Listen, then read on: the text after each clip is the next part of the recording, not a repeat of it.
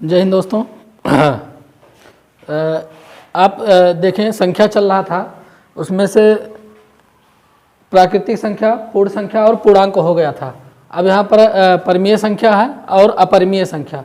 अभी संख्या ही चल रहा है। संख्या में अभी बहुत से टॉपिक हैं, एक एक टॉपिक को ऐसे आहिस्ता आहिस्ता आराम आराम से समझा कर पढ़ेंगे। और छोटी छोटी चीज़ें हैं जो आपको कहीं नहीं मिलेंगी, वो यहाँ पर आपको मिल जाएगी। बहुत सारी चीज़ें हैं, बहुत सारी छोटी छोटी चीज़ें हैं जो मिल जाएंगी। तो इसमें परिमेय संख्या और अपरिमेय संख्या। अब इसमें आते हैं, पहला चीज़ है परिमेय संख्या। अब परिमेय संख्या किसे कहते हैं? इसमें देखिए, परिमेय संख्या की पहला परिभाषा आप लिख लीजिए कि वे संख्याएं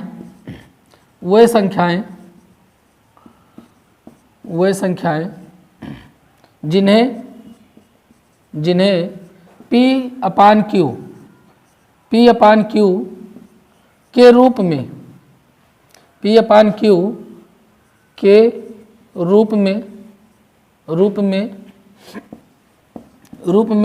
लिखा जा सके। वह संख्याएं जिन्हें P अपान Q के रूप में लिखा जा सके। अब आप कहेंगे P अपान Q है। P अपान Q का मतलब होता है भिन्न, आप लोगों ने पढ़ा होगा, अंश और हर। जैसे मान लीजिए कोई यहाँ ऊपर अंश होता है, नीचे हर होता है, तो वही P अपान Q, यानी P अंश है और Q हर है। यहाँ पर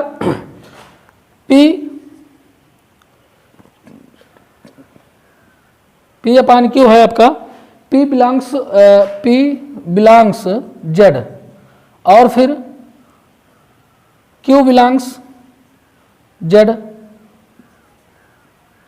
लेकिन एक मिनट, यहाँ पर फिर आप यहाँ पर लिखेंगे लेकिन Q इजकल टू नॉट 0। इसका मतलब समझ लीजिए, देखिए वह संख्याएं जिन्हें PQ के रूप में, यानी अंश अपान और अंश बटे हर के रूप में लिखा जाए।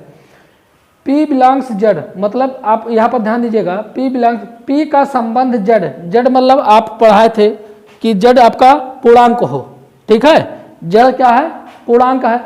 P पूर्णांक हो और Z भी पूर्णांक हो, लेकिन पूर्णांक में 0 था तो Q क्या है? कभी 0 ना हो, यानी हर जो आपका है ये कभी 0 ना हो। ये इक्वल नॉट है, मतलब कि बराबर 0 के बराबर Q ना हो, ठीक है। पूर्णांक Z आपका पूर्णांक है, तो पूर्णांक में 0 भी है, लेकिन Q यानी हर आपका कभी 0 ना हो। तो ये इसकी परिभाषा है। वह संख्याएं जिन्हें P अपान Q के रूप में लिखा जा सके, उन्हें हम परिमेय संख्या कहते हैं, ठीक है। अब जैसे P अपान Q के रूप में कैसे लिखा जा सके, जैसे 5/2 अंश और हर के रूप में है, 4/7 अंश और हर के रूप में है, फिर 9/11 अंश और हर के रूप में है। और ये सभी परिमेय संख्याएं हैं। ये देखिए परिमेय पूर्णांक संख्याएं हैं। आपको पूर्णांक में 5 है, 2 भी है। पूर्णांक आप उसमें जब पढ़े थे तो उसमें 4 भी है, 7 भी है, 9 भी है, 11 भी है। तो ये सभी संख्याएं। अब आपका जैसे मान लीजिए यहाँ पर कर दिए सर 5। अब बताइए 5 परिमेय संख्या है कि नहीं है? 5 भी परिमेय संख्या है, क्योंकि 5 जड़ में है। 5 जड़ में है, जड़ माने पूर्णांक, जड़ में है। और आप कहेंगे कि जड़ में तो है, लेकिन यहाँ पर हर इसका नहीं है, सिर्फ अंश है। तो आप समझ लीजिए कि हर एक इसका मान लिया जाता है, तो इसलिए यह भी एक पूर्णांक है। फिर आप कहेंगे √4, √4 क्या है? अब यहाँ पर अंडर रूट लग गया। √4 भी परिमेय संख्या है। क्यों है? क्योंकि अभी आप वर्गमूल पढ़ेंगे तब उसमें जान पाएंगे, लेकिन वैसे जान लीजिए कि 4 का मतलब होता है कि √4 का वर्गमूल होता है 2। तो 2 आपका पूर्णांक है। पूर्णांक में आप पढ़ चुके हैं कि 2 पूर्णांक है, तो ये भी परिमेय संख्या है, ठीक है। अब फिर मान लीजिए यहाँ पर आ जाइए आप, अंडर रूट मान लीजिए 25। तो √25 का मान क्या होता है? 5 होता है। वर्गमूल निकालेंगे 25 का तो क्या आएगा? 5 ही आएगा। तो 5 भी पूर्णांक है, और पूर्णांक कौन है? जड़ है, और जड़ का संबंध P से है और Q से है। तो ये क्या हो गया? ये भी परिमेय संख्या हो गया। लेकिन यहीं पर अगर जो मान लीजिए आपको √3 दे दिया, √3, तो ये परिमेय संख्या नहीं होगा। क्यों नहीं होगा? क्योंकि इसका वर्गमूल निकलेगा ही नहीं, इसका वर्गमूल ही √3 है, ठीक है।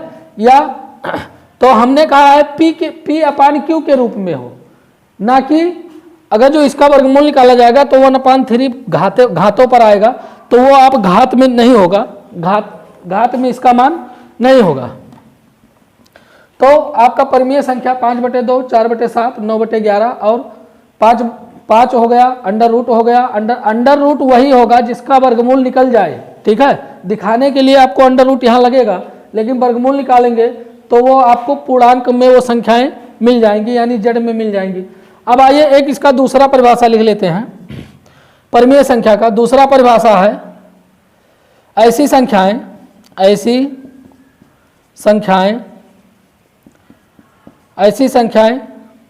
जिनका दशमलव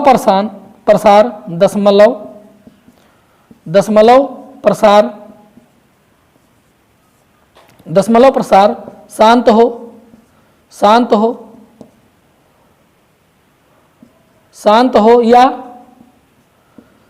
हो या अनवरत यानी रिपीटेड हो, अनवरत हो। अब आइए देखिए, इसका एक परिभाषा तो ये हो गया, वह संख्याएं जो PQ के रूप में हो, यानी अंश और हर के रूप में हो। आपका उदाहरण ये हो गया।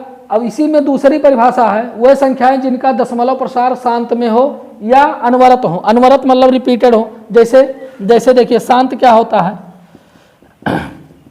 जैसे शांत का मतलब होता है, जैसे मान लीजिए आप किसी संख्या में भाग दे रहे हैं, 2 से भाग दिया, ठीक है, 2 से भाग दिया। अब शांत अशांत ये आप इसी में पढ़ेंगे आगे। भाग देना देखिए, 2 से भाग दिए 5 में, 2 को 2 से 5 में भाग 2 बार ले जाएंगे, 4 आ गया, 1 आया यहाँ पर हासिल। तो अब यहाँ पर दशमलव लगाएंगे, 0 उतारेंगे, फिर 2 का 5 बार ले 5 बार गया, तो ये क्या हो गया 10। तो आपका यानी दशमलव, देखिए यहाँ पर दशमलव लगाने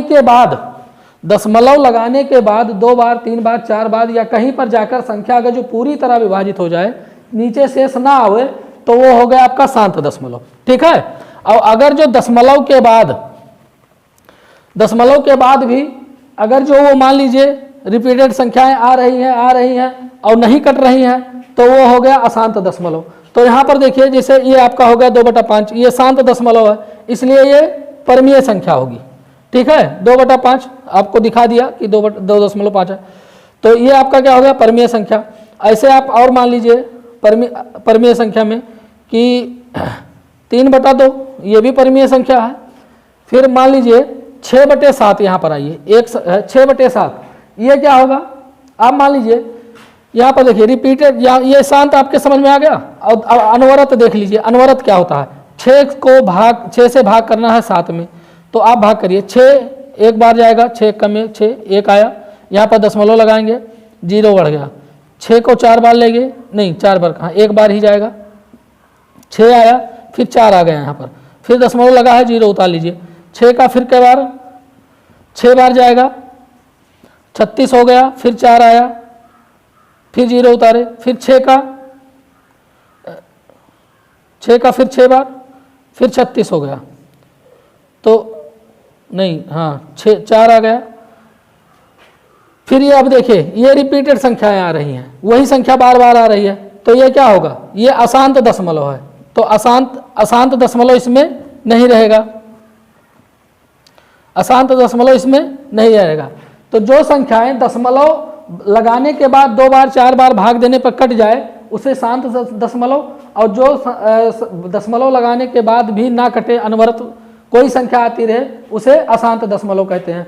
तो ऐसी परिमेय संख्याएं जिनका दशमलव प्रसार शांत हो या अनवरत में आपका अनवरत हो, तो वो क्या होंगी, अनवरत में आपका हो जाएगा। जैसे ये हो गया आपका शांत दशमलव।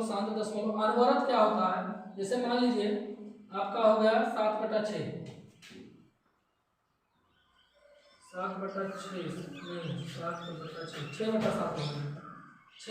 में भाग करिए 7 से, 6 में भाग करेंगे 7 से, दशमलव लगाया, 0 बढ़ाया, 8 बार जाएगा, ये क्या हो गया 56, 8 से 56, ये 4 आ गया, फिर 0, फिर क्या बार 7 4 7 5 35, 5 बार जाएगा, फिर क्या आ गया 5, फिर 0, फिर 7 7 49, 1 आ गया, फिर 0, 7 1 कम 7, फिर आ गया 3, फिर 0, फिर 7 4 28, 28, फिर आपका 2 आ गया, फिर 0, फिर 7 दूनी 14, फिर 6 आ गया। अब यहाँ पर देखिए 6 आ गया। अब यहीं से फिर रिपीट हो जाएगी संख्या, 6 आ गया यानी 60 हो गया। तो फिर आपका आ गया 8, फिर 8 बार ले जाएंगे, फिर 56 आएगा, फिर 5 बार ले जाएंगे, फिर 7 बार ले जाएंगे, फिर 1 बार ले जाएंगे, फिर 4 बार, फिर 2 बार, फिर 2 जैसे लेंगे, फिर 8 आएगा। तो ये देखिए रिपीटेड जो अनवरत संख्या आपने लिखा था यही है कि 6 में 7 से भाग करेंगे तो कुछ दूर जाने के बाद 2 2 4 2 6 जाने के बाद फिर वही संख्या आने लगती है, तो उसी को हम क्या कहते हैं, अनवरत संख्या। देखिए इसका भाग देने पर क्या आएगा, इसका भाग दिए तो आया आपका 8.0.857 1 4 2। फिर इसके बाद आपका यही आ रहा है, फिर आ रहा है 8.5 7 1 4 2, फिर 8.5 7 1 4 2, फिर 8.7 5 1 4 2, फिर 8.7 5 4 1, ऐसे आ रहा है। तो यही संख्याएं बार बार आ रही है। तो आप समझिए अशांत दशमलव अपरिमेय संख्या में होता है, लेकिन यहाँ पर अशांत है लेकिन फिर भी ये परिमेय में है। क्यों है, क्योंकि यहाँ पर देखिए रिपीटेड संख्या है, यानी वही संख्या बार बार आ रहा है। ठीक है, तो ये है क्यों, देखिए अशांत आप पढ़े भी होंगे कि ये देखिए अशांत आप पढ़े होंगे कि अपरिमेय में होता है, लेकिन अशांत परिमेय में क्यों होता है, यही हम कहते हैं छोटी छोटी चीजें हैं। आप अशांत वैसे सब जानते हैं कि अशांत अपरिमेय में है, लेकिन अशांत संख्याएं जो अनवरत आती हैं वो परिमेय में होती है। क्यों होती है, इसका कारण सुनिए। इन संख्याओं को अगर जो हम देखिए PQ के रूप में करेंगे तो इन संख्याओं को हम बटोर लेंगे। बटोर का मतलब कि इनको हम यहाँ पर बार लगा देंगे, ठीक है, कि ये बार बार आ रहे हैं, फिर उतने संख्या से भाग कर देंगे। आप उसको पढ़े होंगे 6-7 में, तो वो आपका PQ के रूप में हो जाएगा, यानी अंश और हर के रूप में हो जाएगा। जब अंश और हर के रूप में हो जाएगा तो वो परिमेय ऑटोमेटिक हो जाएगा। तो इसलिए जो रिपीटेड अशांत है, रिपीटेड इसको अशांत भी कर सकते हैं, रिपीटेड अशांत है, अनवरत आने वाली संख्याएं अशांत है। तो अनवरत आने वाली संख्याएं जो अशांत होंगी वो परिमेय संख्या में गिनी जाएंगी। ठीक है, तो इसके उदाहरण ये हो जाएंगे परिमेय संख्या। अब आइए इधर, ये आपका परिमेय संख्या आपको समझ में आ गया होगा कि वे संख्याएं जिन्हें PQ के रूप में लिखा जाए, जिनका संबंध P का यानी अंश का संबंध पूर्णांक से है, हर का संबंध पूर्णांक से है, लेकिन हर 0 के बराबर नहीं है।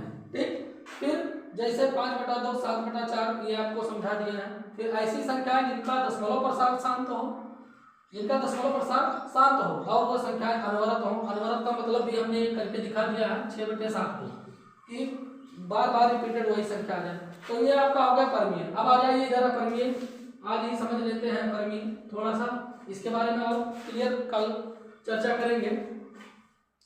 अपरिमेय संख्या क्या होगी, वे संख्याएं सीधा इसी से सीधा लिख लीजिए। वे संख्याएं जिन्हें P/Q यानी अंश और हर के रूप में नहीं लिख सकते हैं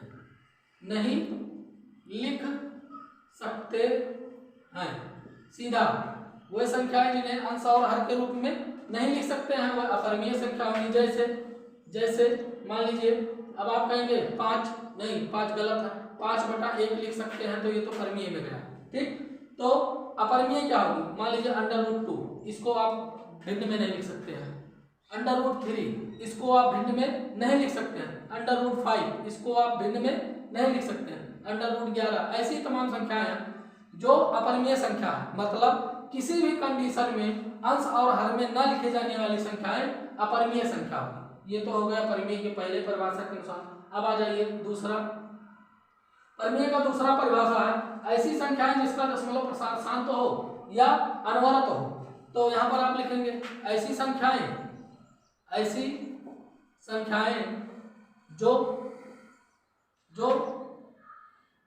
जिनका दशमलव प्रसार